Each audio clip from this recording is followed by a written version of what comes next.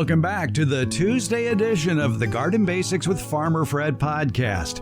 Unlike the Friday edition, we're dedicating the Tuesday podcast to answering your garden questions. Stay tuned to find out how you can get your garden question into the program. So come on, let's do this.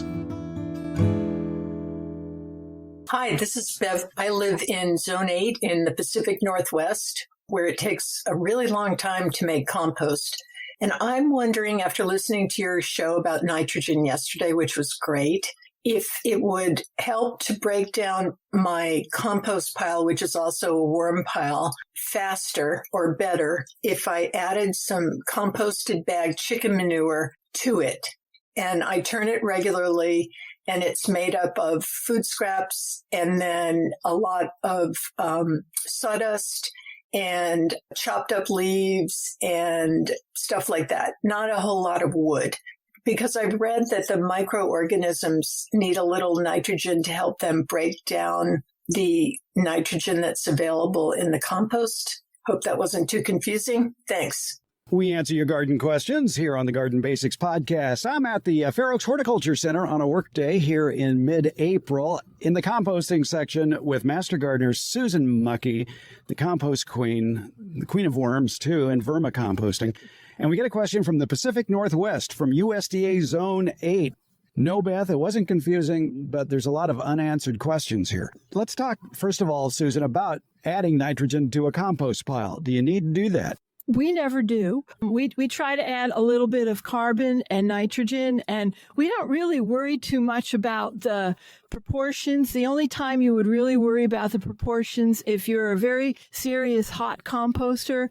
Most people that have a life are cold composters, and they just turn their compost pile when they can, when time allows. I think of cold compost pile as the pile I have in the back 40.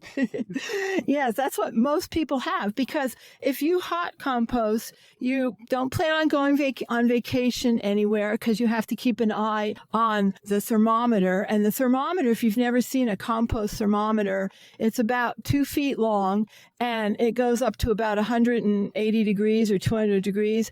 That's what you stick in your pile, and you keep an eye on it probably 2 or 3 times a day. Once it reaches 140, you have to, even rain or shine, get out there and turn that compost pile, because you don't want it to get too hot. You don't want it to keep going up, because after 160, it's going to kill all the microbes and microorganisms that help to break down the compost pile. Would adding water help bring that temperature down?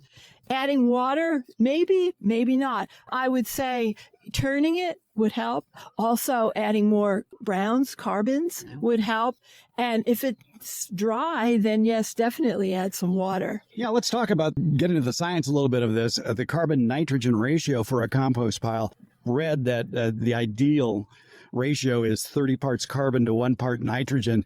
And others say, well, just simply put in a layer of brown topped with an equal layer of green and put a layer of brown above that and a layer of green above that, and you'll be fine. Yes, and we just add a little bit of each. I mean, we're not going to be sitting out here measuring. And if you've ever weighed a pound of, say, wet grass clippings and a pound of leaves, the bag that has the grass clippings is very tiny in volume. The bag of the leaves is huge.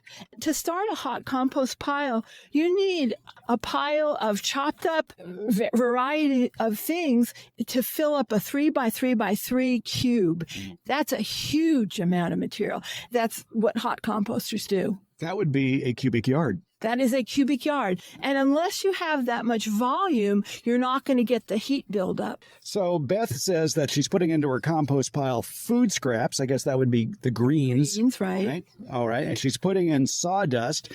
Now, that's kind of... Yeah, I asked one of my colleagues who is a super composter, and she said sawdust is terrible because it's so fine and it would cause compaction, and I would definitely not put sawdust in there in any way, shape, or form. All right. And because that would eliminate part of the air that is so necessary. That's exactly right. We are standing next to a compost bin that has 4 signs in it. One sign says water, one sign says browns, one sign says greens, and the other part says air. the 4 ingredients for a successful compost pile. And microorganisms, which just come. I'm not sure where they come from, the sky I'm sure they break down in nature, but you need the microorganisms. She says she also adds chopped up leaves. Now that gets a little confusing if that's a brown or a green. I guess it depends on the age of the leaf when you chopped it up. That's right. If it's fallen from the tree and it's dead, it's considered a brown. If you picked it off the tree and it's alive, then it's green. Give us some examples of green material and a short list of brown material that you would put in a compost pile.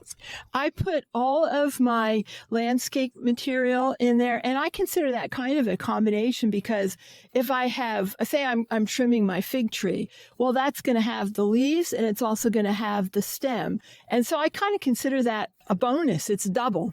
Most of it is a landscape material. I have 4 worm bins, and so all of my kitchen scraps go in my worm bins. I live in the country, and I don't want to attract rodents or anything. However, one time I was turning my compost pile, and a big bullfrog jumped out, and he was probably overwintering himself in there. Nice and warm. It was. We were both equally scared out of our wits. So as far as the greens go, it's mainly my dead my tomato plants that I take out. When I'm breaking down my winter garden, all the stuff goes in the compost. That would be the greens. Just all the landscape trimmings as we're pruning. I constantly rake leaves. That's my source of brown. In fact, that's pretty much my only source of brown. I usually have about 15 bags of leaves that have fallen. And as the tree gets bigger, I get more and more leaves. As the trees grow, that happens. You get more and more.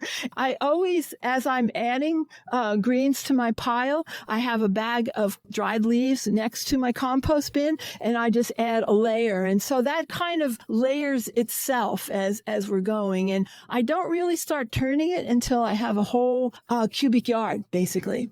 And as you mentioned, you have a soil thermometer, and it's got a probe on it that's about 36 inches long. It's big. Yeah. It's big. Size of your arm about. But that's all, like you mentioned, that would be a good indicator for when to turn it, when that temperature hits a 140. That's right. And also, it kind of makes you feel good because you think, oh, good, it's working. Yeah. Because what you want to see as you are turning your pile, you want to feel a little bit of heat, and that's always a good sign. You want that white stuff that comes, and I'm not a scientist, but I know it's good, and you probably know it. Mycelium, that's right. I was a music major in college, so we didn't use words like that. Anyway. No, we use other words. Arpeggio or whatever. Yeah. That's exciting because then you know it's working. You've got a real healthy working compost pile. There's microbes involved. You have a good enough balance of materials that it's heating up, and it's very exciting. Compost is sort of like having a box of Cracker Jack. The prize is at the bottom. That's right. And so don't judge your compost pile by what you see on top. There may not be much activity there. You may see that pile of leaves. But if you were able to dump that or turn it to bring up the bottom, there could be some excellent, finely sifted looking compost there. That's exactly right. And one of the reasons you turn a compost pile, well, there's actually a couple of reasons. And one of them is to put air into your pile, and that's the most important one. But also you want the inside of the pile heats up, and so you want to transfer the inside to the outside and the outside to the inside, and that's a really important reason to turn your pile. And that's why those cylinder composters don't really work very well. That, and they don't have much air circulation to them. And a lot of times it's hard to judge the amount of water that's in there. They get very heavy. They tend to flop the whole mass. Oh, sorry. I just hit the microphone accidentally. and that's kind of what happens. And you get a big mess, basically. Anaerobic decomposition. One little thing you can have to make that chore easier, turning the pile, is to have 2 compost bins, maybe even 3 compost bins side by side, so you can turn the first one into the second one, and then the second one, when you find that really beautiful compost at the bottom, you can put that in the third bin. Right, exactly. I guess that's how those 3 bin systems work. I always wonder, what do you do when you get to the last bin? Do you run around to the first one then? Well, you could, yeah. I guess so, yeah. All right. So, Beth, I think we've tackled your question. Don't add fertilizer to your compost bin. Just add greens and browns. That's right. Yeah, because if you start adding a lot of nitrogen, you might actually heat up the pile, and you don't want to do that. And so You heat it up too much. you might heat it up too much. And so, at that point, when it's heated too much, you're going to need to turn it and possibly add water. It's called physical labor, and it's doable. Yeah. It keeps you young. Yeah. Yeah. Yes. Susan Muckey is a Sacramento County Master Gardener. You can usually find her here in the compost and vermicomposting section of the Fair Oaks Horticulture Center on open work days like today is here in mid-April. Susan, thanks for your good advice. You're welcome. Thanks for asking me.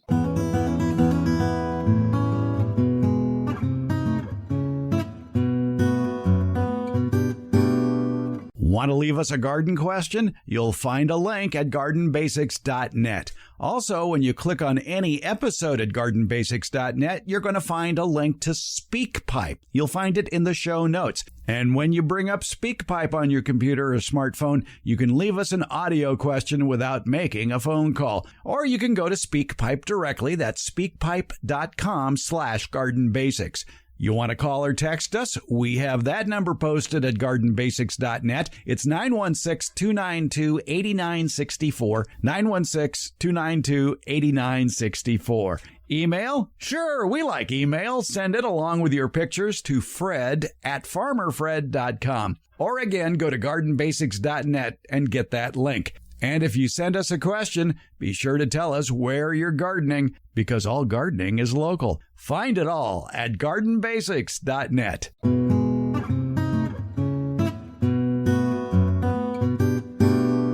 We like to answer your garden questions here on the Garden Basics podcast from San Luis Obispo, California, a beautiful coastal city in Central California. Peg writes in and says, I really learn a lot in listening to you. This recent broadcast you had on peach leaf curl touched a really sad episode in my home orchard. I had been getting the best peaches until last year when peach leaf curl actually killed the tree. I did the preventative strategies like picking up prior infected leaves, and I had sprayed the tree, though unfortunately only once. But the infestation was way too intrusive for the tree to survive, and this is the second time this has happened. My strategy now is to look for fruit trees that produce later on in the summer. Can you give me some suggestions? Peg, that's a tough question. So we turn it over to Master Gardener, orchard specialist Quentyn Young. Quentyn, what do you think of the strategies of using late ripening peaches as a deterrent for peach leaf curl? I think that is a good option, especially if they're leafing out late. One of our earliest ones, Eva Pride, which starts blooming sometimes in February, got hit really bad every year with peach leaf curl, and we ended up taking it out.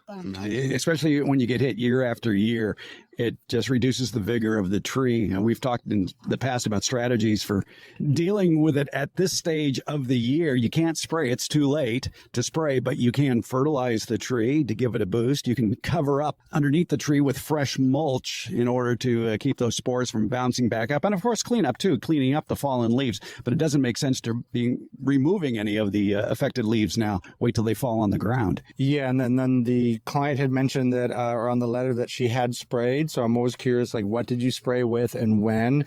That most important one is around Valentine's Day, President's Day. The problem this year is it was raining, and you can see when you just start having that bud break, when it just starts showing color, that's the most important spray date. But again, if it's raining, you can't do anything about it, and those fungal spores will get in there.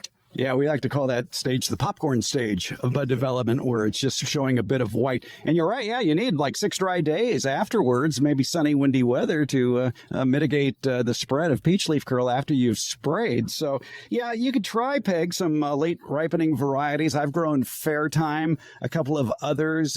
Oktoberfest you might want to try, which has, I think, as the name would imply, an October harvest. And Kawea. Have you ever grown a Kawea? No, but I saw that was one of Sunset's picks a couple of years ago. I've always wanted to try it. I just haven't seen it that available at most nurseries yet. Yeah, look for Koya. It's very popular. I know Dave Wilson Nursery grows it. It's one of their staff favorites to grow for taste. So, Peg, yeah, give it a try. Take care of your existing trees and maybe spray a couple of times this coming fall and winter. Yeah, let us know if you do end up picking a late ripening one, if that actually works for you. Quentyn Young, Master Gardener, thanks for your help. Thank you, Fred. Garden Basics with Farmer Fred comes out every Tuesday and Friday. It's brought to you by Smart Pots. It's Garden Basics, available wherever podcasts are handed out. For more information about the podcast and transcripts of the podcast, visit our website, gardenbasics.net. And that's where you'll also find out about the free Garden Basics newsletter, Beyond the Garden Basics. And thank you so much for listening.